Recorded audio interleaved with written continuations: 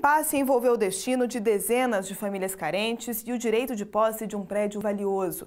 A solução demorou quase 2 décadas e só foi possível porque havia gente disposta a conciliar. Viviane Rosa esteve em Belo Horizonte para mostrar o desfecho dessa história, que começou com a invasão de um imóvel na área central da cidade.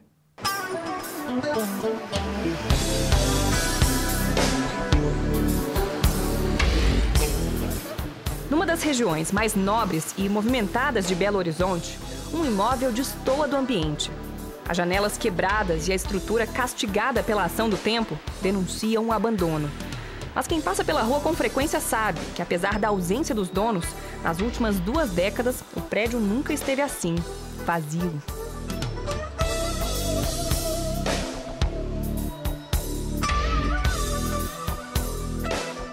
Até o fim de junho, cerca de 40 famílias viviam aqui.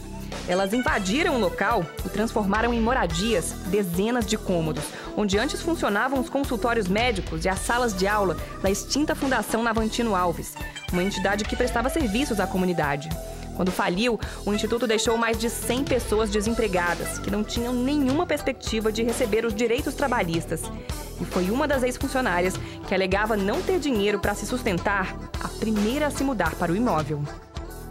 O gestor da época da fundação permitiu que ela morasse dentro do prédio da fundação em troca, do salário que ela não recebia e de que ela fizesse a vigilância noturna do prédio, já que eles não tinham mais recursos para pagar um vigia noturno.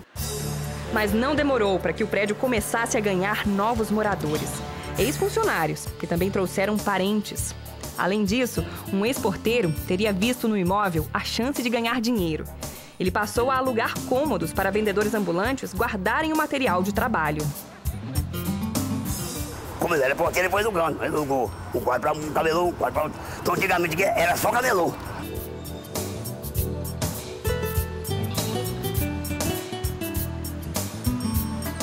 Teliana começou alugando um espaço, mas virou moradora.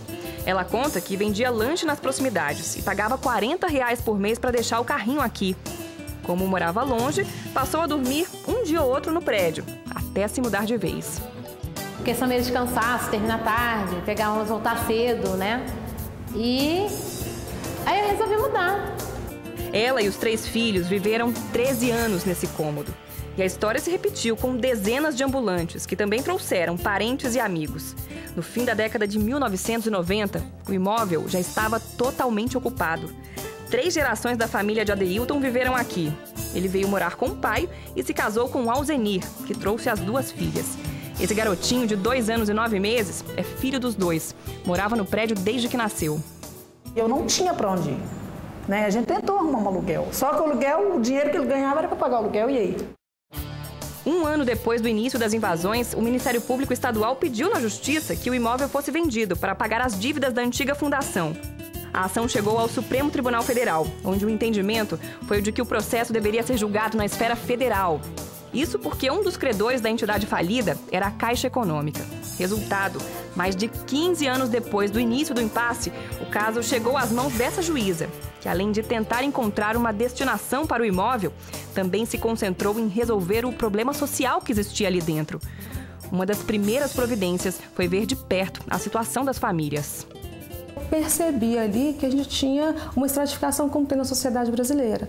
Então eu tinha pessoas miseráveis que viviam pior do que animais e tinham pessoas que conseguiam viver com muito mais dignidade, mas eu tinha casas de 100 metros quadrados e tinha outras que eram consideradas como casa, cubículos de 2 metros quadrados que vivia uma criança. O mais grave, no entanto, foi constatar que todos os moradores corriam risco. Para transformar o prédio, que era comercial, num lugar habitável, quem viveu aqui fez muitas adaptações. A família que vivia nesse cômodo, por exemplo, tinha um lavabo privativo, um privilégio. Mas olha o que eles fizeram para ter um chuveiro aqui dentro. Improvisaram essa instalação precária entre o vaso sanitário e a pia. A água saía desse cano e a energia dessa fiação que fica totalmente exposta. Segundo este engenheiro, as ligações clandestinas poderiam causar um incêndio a qualquer momento. É mais do que uma goteira, Pelo o vão, que já foi o buraco que já foi causado ali, são de infiltrações, de tubulações que possam estar totalmente estouradas, né? Porque o prédio já estava sem condições de manutenção mensal, né? Sem uma vistoria da engenharia. E a gente vê aqui que teve realmente muitas infiltrações que não amiga nenhuma da parte elétrica, né? A tubulação tem que estar totalmente isolada. Nesta sala, onde os fios, além de expostos, também estão desencapados, vivia um casal com 2 crianças, de 3 e 5 anos. Aqui é o subsolo do prédio. É onde os camelôs costumavam guardar os produtos que vendiam lá fora. Então aqui tinha pipoca, pão de cachorro-quente, bala. E como a gente pode ver, o lugar tem lixo por todo lado. E a informação que a gente teve é que o cenário não é muito diferente do que era quando eles ocupavam esse espaço. Outra informação que a gente teve é que uma senhora cozinhava aqui dentro. Ela fazia comida e vendia lá fora. E esse lugar é infestado de barata e rato. Quando começou a tirar a mudança, que começou a tirar as coisas, eu pus a mão ali e falei, Senhor Jesus, como é que eu vivi num lugar desse tanto tempo? Eu fiquei com vergonha. Os moradores começaram a deixar o prédio em junho, depois de aceitarem uma ajuda de custo para começar a vida em outro lugar. A juíza esclarece, essas pessoas não têm nenhum direito sobre o imóvel, só decidiu indenizá-las para não criar outro problema social. Conversei muito com as famílias nesse sentido. Falei, olha, isso não é vida para ninguém. Por mais que às vezes você vá morar um pouco mais longe, tem mais dificuldade de transporte, você falar que mora numa casa que é sua, que não é invadida, te dá muito mais dignidade. Você pode andar com a cabeça erguida na rua.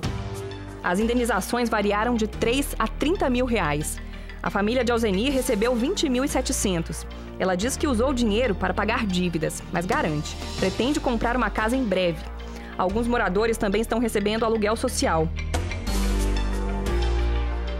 Durante 17 anos, o Estado foi incapaz de dar uma resposta a essa controvérsia.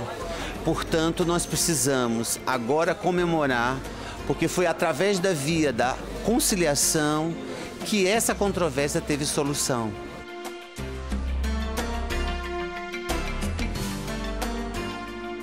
Quem arcou com toda a despesa foi a Santa Casa de Misericórdia. A entidade assumiu o imóvel e todas as dívidas, inclusive as trabalhistas, que já chegam a 5 milhões de reais. A chave do prédio foi entregue nesta cerimônia. Segundo o superintendente, depois de passar por uma longa reforma, o imóvel vai voltar a ser um local de assistência à saúde. Inicialmente, nas partes que estão mais preservadas, nós vamos colocar em funcionamento o programa da Fundação Santa Casa de prevenção às doenças crônicas não transmissíveis, diabetes, hipertensão, enfim.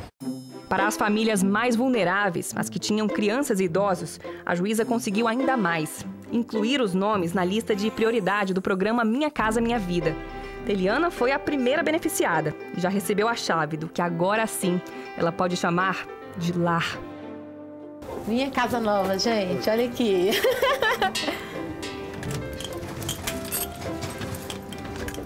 Pé direito, hein?